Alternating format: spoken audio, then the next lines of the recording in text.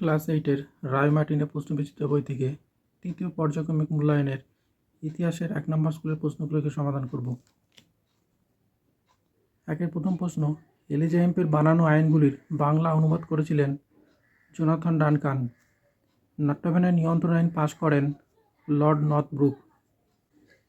তৃতীয় প্রশ্ন, poverty and un-British rule in India বইটি লেখেন দাদাভাই নওরোজি। 4 নম্বর প্রশ্ন, জাতীয় মেলার পরবর্তীকালে নাম হয় হিন্দু মেলা।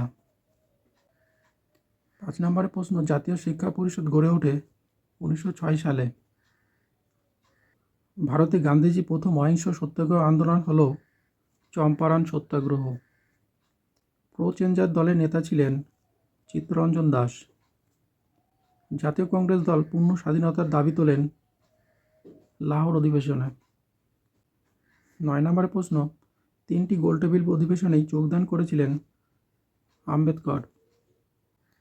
10 নম্বরের প্রশ্ন, ইন্ডিয়ান রিপাবলিকান আর্মি গড়ে তোলেন মাস্টারদা সূর্য সেন। ত্রিপুরী কংগ্রেসের সভাপতি নির্বাচিত হন সুভাষচন্দ্র বসু। ভারতে ইংরেজি ভাষাকে সরকারি ভাষার স্বীকৃতি দেওয়া হয় 1837 সালে। পাকিস্তান কথাটির প্রথম উত্থাপন করেন চৌধুরী রহমত আলী। ভারতের সংবিধানের মূল রূপকার হলেন ডক্টর বি.আর. আম্বেদকর। 2 দেওয়া আছে, নিম্নলিখিত প্রশ্নগুলির নির্দেশ মতো উত্তর দাও। প্রথম প্রশ্ন, ভারতের বিপ্লববাদের জনক কাকে বলা হয়? ভারতের বিপ্লববাদের জনক কাকে বলা হয়? বাসুদেব বলবন্ত ফাতকেকে। দ্বিতীয় প্রশ্ন, রশিদ আলী দিবস কবে পালিত হয়? 1946 সালের 12ই ফেব্রুয়ারি। তৃতীয় প্রশ্ন, মুসলিম লীগ কে প্রতিষ্ঠা করেন? এই উত্তরটা ছায়া ইতিহাস শিক্ষক বইয়ের থেকে নেওয়া, পেজ নাম্বার হচ্ছে 199। উত্তরটা দেখো, 1906 সালে ঢাকার নবাব সলিমুল্লাহ ও আগা খান মুসলিম লীগ গড়ে তোলেন। ভারতের সংবিধান কবে গৃহীত হয়?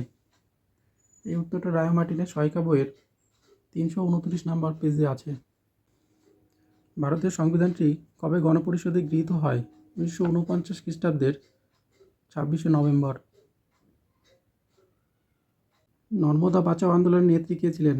মেধা পাটেকর। সিঙ্গুর আন্দোলনের প্রথম শহীদ কে? রাজকুমার ভুল। বিতে আছে স্তম্ভ দুটি মিলিয়ে লেখো।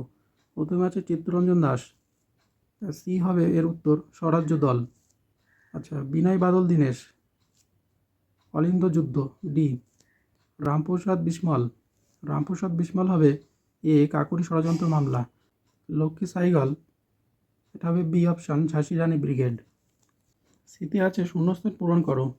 প্রথম প্রশ্ন, ড্যাশকে সীমান্ত গান্ধী বলা হয়? খান আব্দুল গফফর খানকে। দ্বিতীয় প্রশ্ন, তাম্রলিপ্ত জাতীয় সরকারের সর্বাধিনায়ক ছিলেন সতীশচন্দ্র সামন্ত। তৃতীয় প্রশ্ন, লোকসভা সভাপতিত্ব করেন স্পিকার। ডিতে আছে ঠিক ভুল নির্ণয় করো। প্রথম প্রশ্ন, নওজোয়ান ভারত সভা তৈরি করেন ভগৎ সিং। উত্তর ঠিক। দ্বিতীয় প্রশ্ন, সাম্প্রদায়িক বাটোয়ারা ঘোষণা করেন ব্রিটিশ প্রধানমন্ত্রী র্যামসে ম্যাকডোনাল্ড। এটা ঠিক। তৃতীয় প্রশ্ন, আপ্পিক্য আন্দোলনের নেতা ছিলেন পাণ্ডুরঙ্গ হেগড়ে। এটা উত্তর হবে ঠিক। 3 নম্বরের প্রথম প্রশ্ন, জাতীয় কংগ্রেসের নরমপন্থী ও চরমপন্থী নেতাদের মতাদর্শের পার্থক্য লেখো। এটা রায় মার্টিনের সহায়িকা বই থেকে নেওয়া, 210 নম্বর পেজ। তো দেখো, এখান থেকে এই পর্যন্ত। দ্বিতীয় প্রশ্ন, খিলাফত আন্দোলন কাকে বলে? এটা রায় মার্টিনের সহায়িকা বই থেকে নেওয়া, 283 নম্বর পেজ। এখান থেকে এই পর্যন্ত। হোম রুল আন্দোলন বলতে কি বোঝো? উত্তর দেখো, এখান থেকে এই পর্যন্ত। 4 নম্বর প্রশ্ন, রাজাজি সূত্র কি? এটা রায় মার্টিনের 288 নম্বর পেজ। সূত্র, উত্তর এখান থেকে এই পর্যন্ত। 5 নম্বর প্রশ্ন, মাস্টারদা সূর্য সেন কেন স্মরণীয়?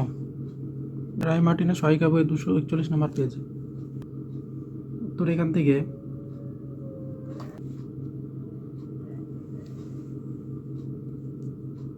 এই পর্যন্ত। 6 নম্বরের প্রশ্ন, ধর্ম নিরপেক্ষতা বলতে কি বোঝো? এটা হচ্ছে 319 রায়। ধর্ম নিরপেক্ষতার অর্থ, উত্তর এখান থেকে এই পর্যন্ত।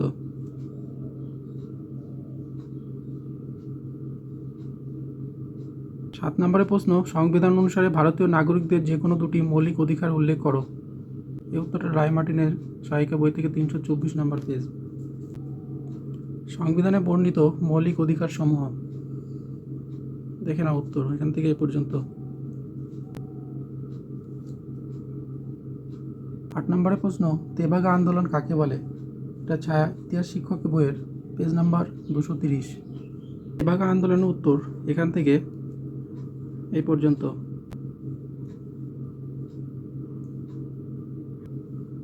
9 নম্বর প্রশ্ন, টিকা লেখো 1813 খ্রিস্টাব্দের চার্টার আইন। এটা রায় মার্টিনের সহায়িকা বইয়ের পেজ নাম্বার 84। 1813 খ্রিস্টাব্দের চার্টার আইন এখান থেকে এই পর্যন্ত।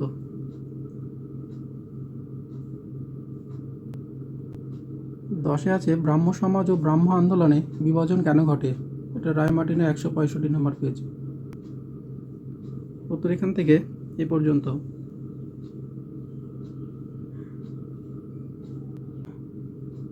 4 প্রথম প্রশ্ন, ইলবার্ট বিল আন্দোলন কাকে বলে। এটা রায় মার্টিনের সহায়িকা বইয়ের 205 নম্বর পেজ। উত্তর এখান থেকে এই পর্যন্ত। অথবা দিয়ে যে প্রশ্নটা আছে, সুরাট বিচ্ছেদ কি। ছায়া ইতিহাস শিক্ষকের 136 নম্বর পেজে আছে এটা। সুরাট বিচ্ছেদ কি, উত্তর এখান থেকে এই পর্যন্ত। দ্বিতীয় প্রশ্ন, তুমি কি গান্ধীজি স্বরাজ ভাবনাকে সমর্থন করো, তোমার উত্তরের সাপেক্ষে যুক্তি দাও। পেজ নাম্বার হচ্ছে ছায়া 169। গান্ধীজি স্বরাজ ভাবনার বৈশিষ্ট্য, উত্তর এখান থেকে এই পর্যন্ত।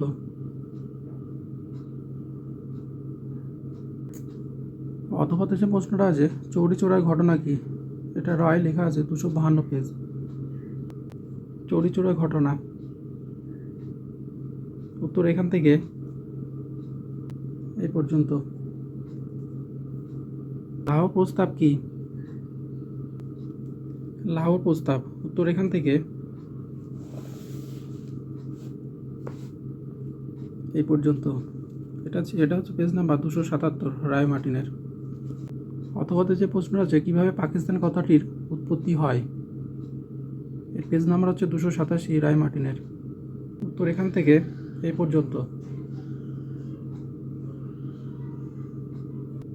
প্রো চেঞ্জার ও নো চেঞ্জার কাদের বলে। পেজ নাম্বার হচ্ছে রায় মার্টিনের 237। উত্তর এখান থেকে এই পর্যন্ত। অথবা দিয়ে যে প্রশ্নটা আছে, নেহেরু রিপোর্ট কি। এটা হচ্ছে রায় 255। নেহেরু রিপোর্ট, উত্তর এখান থেকে এই পর্যন্ত।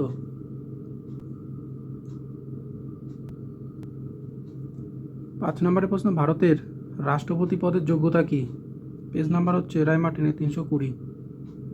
উত্তর এখান থেকে এই পর্যন্ত। তারপরে আছে, ভারতীয় পঞ্চায়েত ব্যবস্থার কটি স্তর কি কি। এটা ছায়া ইতিহাস শিক্ষকের 220 নম্বর পেজ। উত্তর এখান থেকে এই পর্যন্ত। 5 প্রথম প্রশ্ন, টিকা লেখো জালিয়ানওয়ালাবাগের হত্যাকাণ্ড। পেজ নাম্বার রায় মার্টিনের 252। জালিয়ানওয়ালাবাগের হত্যাকাণ্ড, উত্তর এখান থেকে এই পর্যন্ত। পরের প্রশ্ন হচ্ছে, জাতীয় কংগ্রেস দলের প্রতিষ্ঠার কারণ কি। রায় 190। উত্তর এখান থেকে পর্যন্ত। 3 নম্বর প্রশ্ন, গান্ধীজি ও সুভাষচন্দ্র বসুর আদর্শগত বিরোধ ভারতীয় রাজনীতিতে কতখানি প্রভাবিত করেছিল। রায় মার্টিনের সহায়িকার 245 নম্বর পেজ। উত্তর এখান থেকে পর্যন্ত। 4 নম্বর প্রশ্ন, আজাদ হিন্দ ফৌজ কীভাবে ভারত অভিযান করেছিল। এটা ছায়া শিক্ষক থেকে নেওয়া 190 নম্বর পেজ। উত্তর এখান থেকে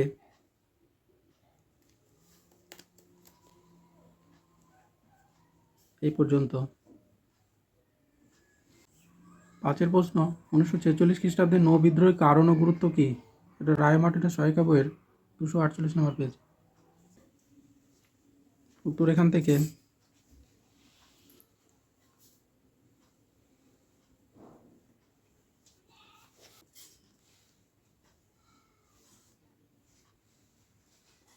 এই পর্যন্ত।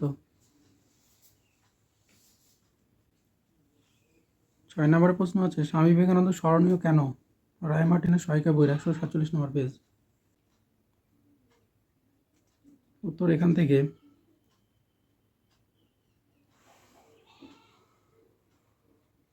এই পর্যন্ত।